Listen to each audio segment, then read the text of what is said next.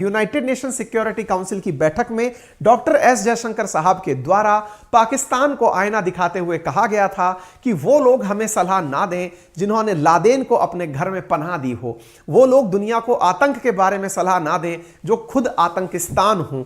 जब ये बात हमने यहां बोली थी, हमारा जो स्टेटमेंट यहां पर दिया गया था कि पाकिस्तान ए एपिसेंटर ऑफ टेररिज्म, यानी कि पाकिस्तान जो है वो केंद्र बिंदु है आतंक का, यह सवाल जितना ज्यादा पाकिस्तान को चुभा था, क्योंकि आपको मालूम होगा इसके बाद में बिलावल भुट्टो ने जो मुंह से गंदगी फैलाई थी वो आप सबने देखी थी। लेकिन उसके बाद में जब इनके बयान के ऊपर हमने पाकिस्तान की प्रतिक्रिया देखी तो दुनिया भर में से कहीं प्रतिक्रिया और ज्यादा नहीं आई थी। लेकिन यहां एक पत्रकार था जिसको इस बात पर शायद मिर्ची लगी हुई थी। उस पत्रकार ने एस जयशंकर साहब से इस सवाल पर सवाल करते हुए पूछा कि आप एक डिप्लोमेट हैं, आप एक ऐसे कूटनीतिक व्यक्ति हैं जो एक देश का प्रतिनिधित्व करते हैं, क्या आपके मुंह से यह बात शोभा देती है कि आप एक देश को आतंक का एपिसेंटर बता दें? एपिसेंटर का अर्थ अगर आप नहीं जानते तो मैं बता दूं कि इस पूरी दुनिया में जैसे आप पृथ्वी का एपिसेंटर केंद्र में बिल्कुल मानते हैं, बिल्कुल बीचों बीच मानते हैं, ऐसे ही अगर इस पूरी दुनिया में आतंक कहीं से निकल रहा है और भारत जैसा देश बोलता है कि हमारे पड़ोस से निकल रहा है और उस समय बोलता है जब वो यूनाइटेड नेशन सिक्योरिटी काउंसिल की अध्यक्षता कर रहा है, तो भाई साहब इस पत्रकार ने इसी पर सवाल पूछा। आइए सुनते हैं। But several weeks ago, you called Pakistan, your neighbor, the epicenter of terrorism. But I did it again today without using. अब मजा आ गया इस लाइन को सुन करके। इस व्यक्ति ने ये लाइन जैसे ही बोली पत्रकार ने कि आपको ऐसा नहीं लगता कि आपने डिप्लोमेट होते हुए एक दिन ऐसी लाइन बोली थी?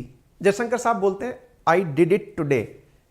मतलब हमने पहले बोली थी वो तो ठीक है, उसके बाद आज भी ये लाइन बोली है। कहां पे? ऑस्ट्रिया में बैठ करके बात बोली है कि हमारा पड़ोसी आतंकिस्तान है, यानी कि एपिसेंटर ऑफ आतंक है। सुनिए।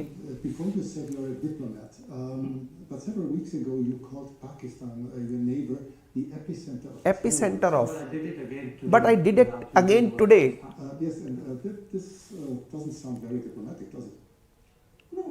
Because you are a diplomat doesn't mean you are untruthful. वाह, फिर से एक जवाब सुनिए।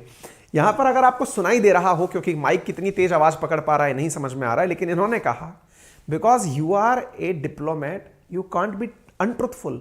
यहां पर असल में हो क्या रहा है कि उस पत्रकार ने इनसे उल्टा सवाल कर लिया कि आप ना झूठ बोल रहे हैं कि पाकिस्तान आतंक का केंद्र बिंदु है, तो आप एक कूटनीतिक होकर के ऐसी बातें बोलेंगे? तो इन्होंने कहा मैं कूटनीतिक हूं, डिप्लोमेट हूं, इसका मतलब यह थोड़ी है कि मैं झूठ बोलूंगा।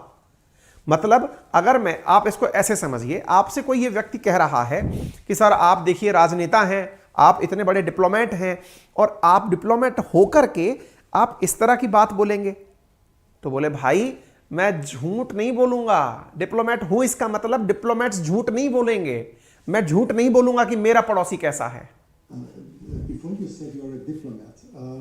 But several weeks ago, you called Pakistan, your neighbor, the epicenter of terrorism. But I did it again today without using the word Pakistan. Yes, and this doesn't sound very diplomatic, does it?